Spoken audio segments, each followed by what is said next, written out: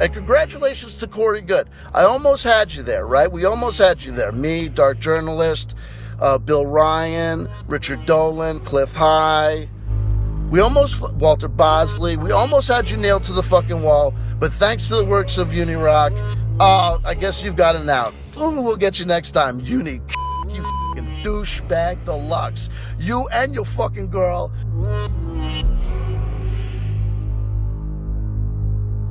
I almost had you there, right? We almost had you there.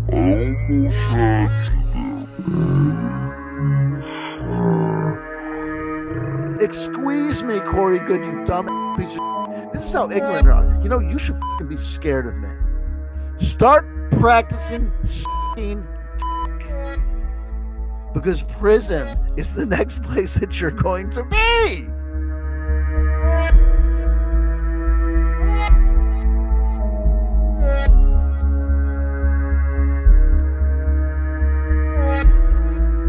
For those of you that don't know, and many of you don't, Joe from the Carolinas had a live streamed hit piece done against him literally a day or two before he was doxxed. This happened while he was interviewing Teresa Yaneros. I would love to show you this video, but I can't. It was privated by, take a guess, CW Chanter. In this video, which many of you remember and luckily was discussed on Reddit, CW attacked Joe, called him names, yelled at him, flipped out, and it's reported that Groovy Bean attempted to calm him down until Joe showed up. He was mad at Joe for getting an interview with Teresa, and this wasn't the first time that he had flipped out on Joe. He started calling Joe, quote, a perfect little baby angel, over and over. Joe is a nice guy, and after he finished his interview, he went to CW's live stream after hearing that CW was angry to defuse it, and he invited Teresa. CW started being two-faced. After he got what he wanted from Joe, he started being nice to him after realizing that he would bring Teresa on the stream of CW's. But this all led to something very shocking, very uncomfortable, very slimy, weird. CW made a comment about Teresa's panties. I'm using that word because he did. She had stated that she needed to get all of her stuff together after everything that happened and get serious about her show and life using the phrase, quote, I need to put my big girl panties on, and then she went on. CW immediately chimed in with, can you send them to me after? Or something to that effect. The entire live stream was shocked and everybody in the stream went dead quiet. Other live streamers that night talked about it right after it happened. For one, everybody went quiet on the stream, like I said, but people in the chat started bouncing into other people's live streams, like mine, and telling the chat and me what had happened. In all, it was very embarrassing for CW Chanter. And it went to show that him attacking Joe for interviewing Teresa without him was a good idea, and that he should have been avoided the entire time. But CW took this in a very personal way. Like he didn't say anything inappropriate or make anyone uncomfortable, which he did. I can tell you firsthand that Teresa was extremely uncomfortable because of this. She was creeped out, and everyone involved was very upset about it. Even CW. He went offline and immediately privated the stream so that no one got the clip. But on Reddit, it says this. CW Chanter can get into some deep thoughts, so I like listening to him. He makes me think. He can also get a little slimy, like when Teresa Yaneros came on in her interview talking about needing to put her big girl panties on, and CW said, can I have some or something? Now, this is the only place you're going to find anyone talking about this stream, and he needs to unprivate this stream and let the world see what happened. Even fans of CW started calling him slimy and looking at him much differently after all of this. Me bringing this up makes a point that everybody paying attention to the situation should already know. Much of what has happened in this story has been hidden and changed so that the general public can't get the full picture. So let's stick to very obvious things, and I'll make a very specific case for why I think that CW and a group of people are likely the people that doxed Joe, not Corey Goode. When doxings occur, they are usually done by people for emotional or irrational reasons, like any crime. What do we know about this situation, though? There was someone angry at Joe. That was CW Chanter. That anger was magnified after Joe tried to fix the situation because CW ruined the stream. And any chance that he had to interview or speak to Teresa again was ruined. I have talked with CW many times, and I know that he never takes accountability for things that he does wrong. And I know that he blames everyone else for his problems. So if I combine three things that I know that are facts, and I know this because I lived through it, I can make an extremely logical case for the doxing of Joe by CW and his troll group, his friends, his troll group. Number one, under CW, CW was very crazy after that stream, 4 days. And 2, he did blame Joe for what happened. And 3, Joe told CW Chanter his name and occupation literally just days before he got doxed. He called and told me this himself, and he will back me up on that. My point for the first stream was to show the community and CW Chanter's followers that the screenshots were misrepresented to them. CW even admitted that the first night that we talked. The second night, he wanted me to explain what I'm explaining to you right now, but he knew that I had to ask him some questions first. We talked about this before both streams. I was even very specific to Zen that I wanted to be able to ask CW questions so that if we were going to do any type of debate, when it was over, when we finished what we were debating about, I wanted to ask him questions and then I'd make my case for why I think what I think. We talked about this all before both streams, and I was very open about this on Periscope leading up to it. I will admit that I did have a few ulterior motives in those two discussions. I wanted to prove that CW has a legion of harassers that do his bidding, and they did in that chat room of the discussion and on Twitter. I also proved that unspirituality was chosen for reasons other than being neutral because he was cited, and I'll do a full video on that sometime when I feel like it because I recorded every single interaction that I had that had to do with the debate. I told everybody beforehand that I was doing it. I let people know when I was recording and told them if they didn't want to be recorded, they could peace out, and they chose to stay. That gives me permission to do it. But this moves into another one of my main points of this whole thing. Let's take the two most logical people that could have done it and compare them. CW, underneath CW, he was angry at Joe days before. He was told Joe's name and occupation days before and was the one person out there using the situation to grow an audience and fuel his shows, knowing that it was disrespectful to the victims of the docs to do this. Corey Goode had just finished a movie that was on the top of the documentary slot on Amazon and made a huge amount of money from it and was busy with all that entails. Interviews, on many different channels, all the red carpet stuff, just everything that happens from the movie. This alone should be enough to consider CW as logically the most likely person who did it or asked somebody else to do it. But I'll go into many other reasons that will back up my side of things. You're the one who does dirty deeds. You're the one going down on this one, bad boy. And that's it. That's it. That's what I need you to understand. That's what I need people to understand about what's... CW Chanter has made so many statements that ended up coming true in this situation, like the clip you just heard that he said on November 1st, days before Joe got doxxed.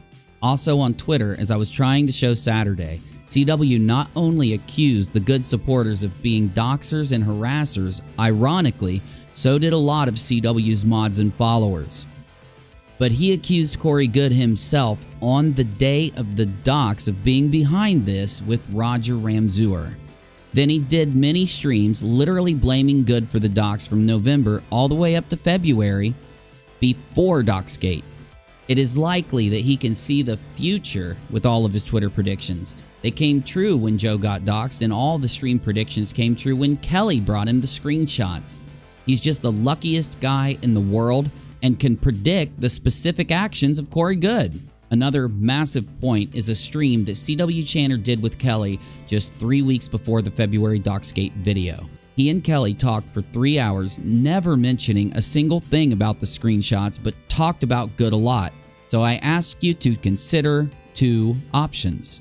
Either Kelly brought CW those screenshots, CW read them and inferred that Goode did it with no reason to, as we showed Saturday when we went over the screenshots and he agreed with us, and then they did the DOXXGATE stream. Or Kelly interviewed CW in February. They got close to each other. She showed him the group on Facebook Messenger where she had been talking to Joy, and they built the narrative of DOXXGATE to frame Goode. You already know that I believe that they framed him. The most damning part of this is that during the debate, CW admitted that he did not have enough evidence to prove that Goode did it. But he did many streams saying that he did all the way up until the debate, and then, after the first one, came back to the second debate a week later, changing his tune, acting like he proved his case, which wasn't true, and he admitted to it.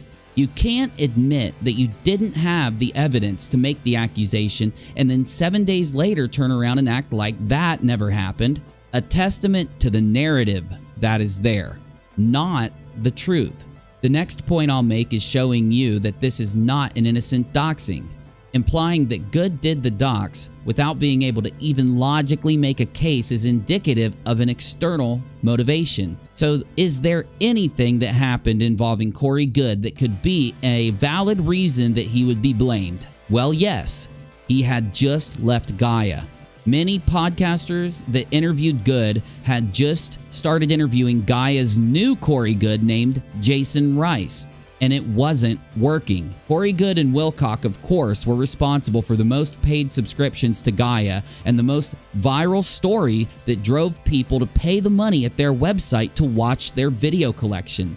After Wilcock and Goode left Gaia, there was no one there that had that kind of pull. They started to see a lot of the people that signed up to watch Goode and Wilcock canceled their subscriptions. Why do I think that this is relevant? Well, I'm not saying that this happened, but after seeing the amount of propaganda geared either for or against Goode and Wilcock, I have a strict opinion that while not provable right now, that it is very probable that Gaia would attempt to replace Goode with Jason Rice, take the podcasters and YouTubers that are contracted to Gaia, in my opinion, Jimmy Church is one of them, and force them to replace Goode with Rice. Is there any circumstantial or implied evidence to this? It is my opinion that Jimmy Church interviewing Rice a month before the dox, Rice's story being a full-on copy of Goode's story, and Jimmy Church deleting the podcasts of him and Corey Goode all show different strange actions that can be explained with my theory.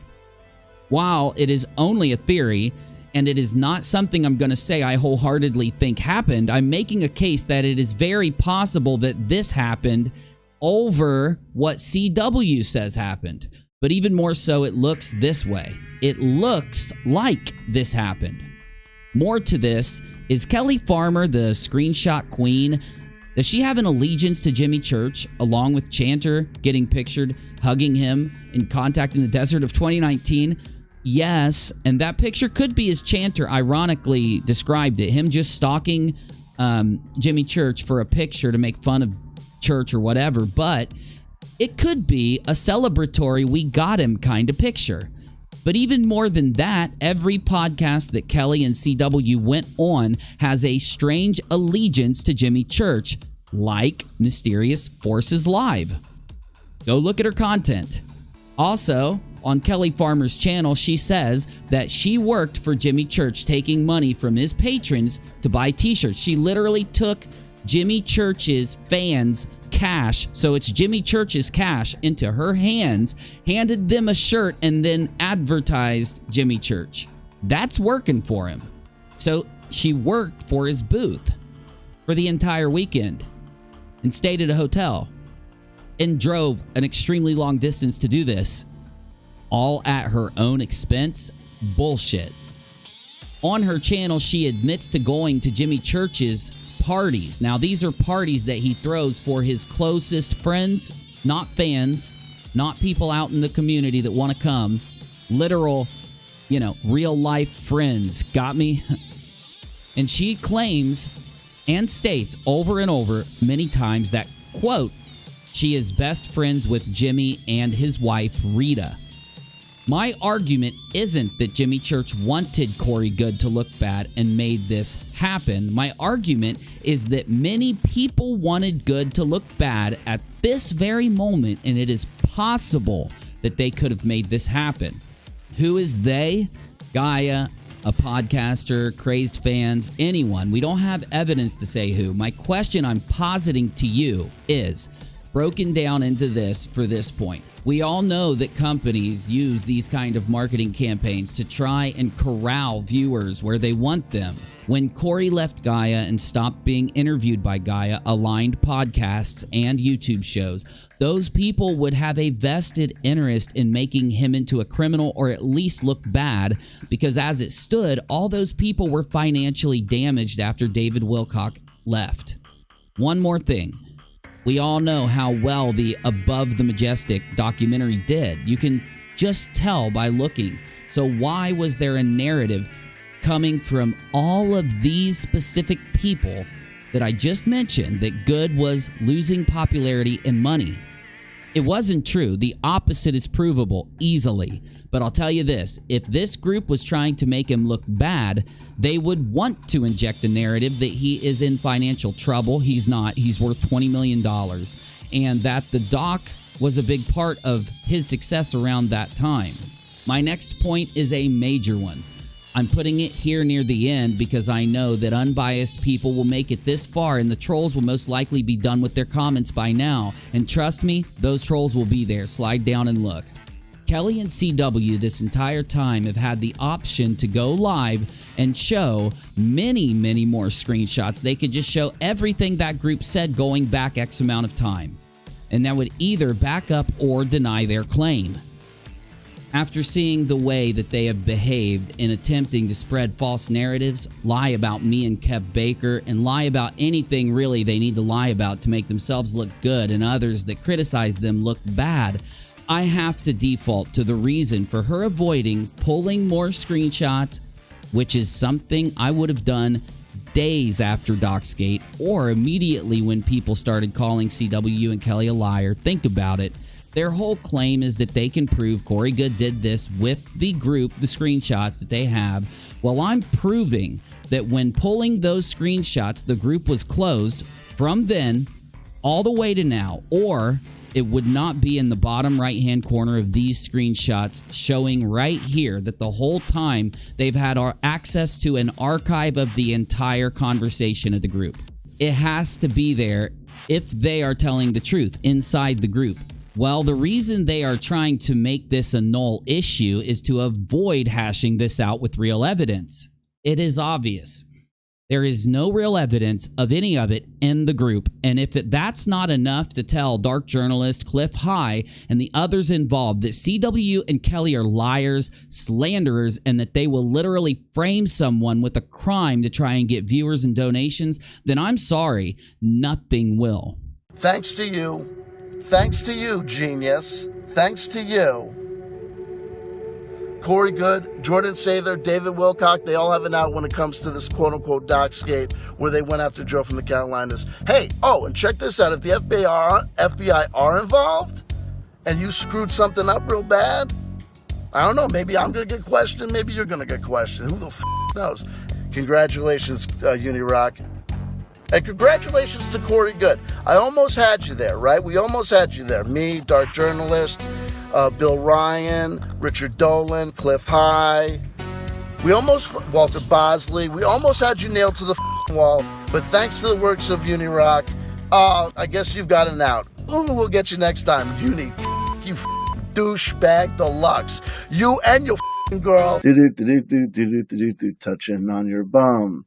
I'm going to follow you home. I'm going to never leave you alone. Little gremlin, worse than the devil. Little gremlin, he's here with me now. You! Go home! If you care, you have reason to want to see Corey Goode and David Wilcock taken out of the picture. I confess my sins to the man upstairs. I say when I'm a liar. And I say and I admit that I've lied. And David Wilcock should know I'm going to see all of y'all, just like me, suffering through the trials and tribulations of life, working a friggin' day job. began initially, and I will admit this because I'm not trying to lie to anybody, to trick anybody. I considered myself part of the lineage of Aleister Crowley, L. Ron Hubbard, Adidas Samraj, that I thought that I was going to purposely create something that looked like a religion, smelled like a religion, and talked like a religion, so that I could achieve an end. And the end was so that I could have sway and control over people, so that I could make money, so that I could use female bodies, and I could abuse men who made me feel like less of a man.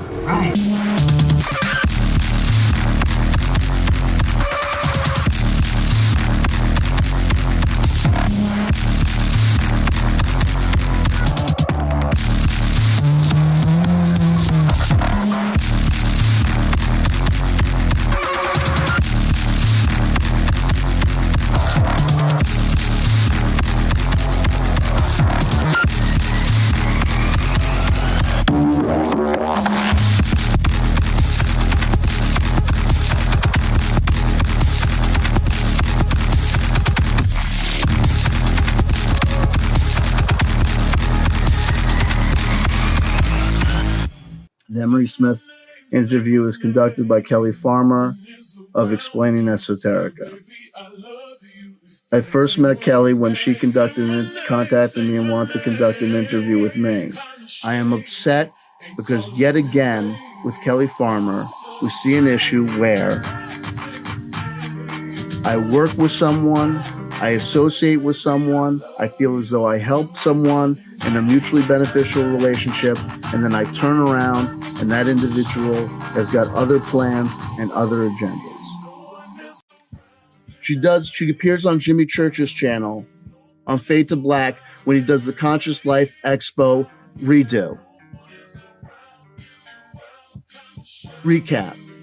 And who comes on? Kelly Farmer. And they joke about Blue Eagle and the fact that Blue Eagle wasn't there and his name wasn't mentioned but one time. They talk about Blue Eagle, they talk about the no protest, and she laughs and she's joking and she's having a great time talking to Jimmy Church. Remember, me and her had been in daily contact, talking about everything under the sun. And she doesn't mention my name. And he doesn't mention my name. He had mentioned my name before, but for some reason, all of a sudden my name is not said anymore. Why?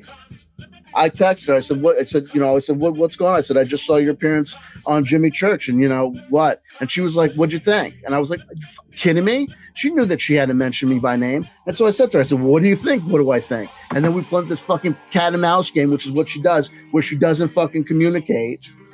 She forgot. And I want to say something. Remember when Unirock said that, some of this stuff, like when he did the appearance with me on my channel and we're talking about Joe from the Carolinas, but then he just forgot because he's always going on. He's always going on so many broadcasts. And I said, that's some bullshit. I said, if you were able to forget that magic moment, I must be a forgettable dude. I was under the impression, based on my bombastic character, based on my excitement and energy, based on my sense of humor, based on my wacky good looks, that I was somewhat memorable. Apparently, I was wrong. Apparently, I'm very easily forgettable.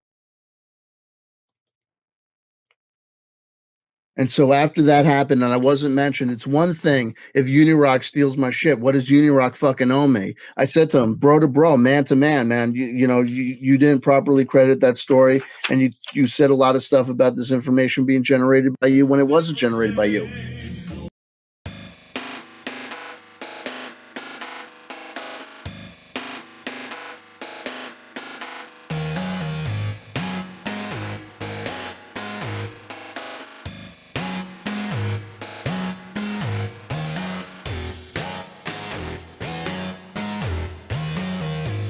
Giving them what I'm seeing. I'm giving them what I want. I'm playing a part, right? He goes, listening to you talk, I feel like I'm listening to a young Adolf Hitler. I want to talk about manifest destiny. And you want to talk about me always knowing where I'd want to be, or maybe always being a narcissistic sociopath? According to some. according to a lot. At one point during the interview, looking at the Rorschach blot test, I'm Hannibal Lecter. I'm in psychiatric evaluation. What do I see, doctor, when I look at this ink blot?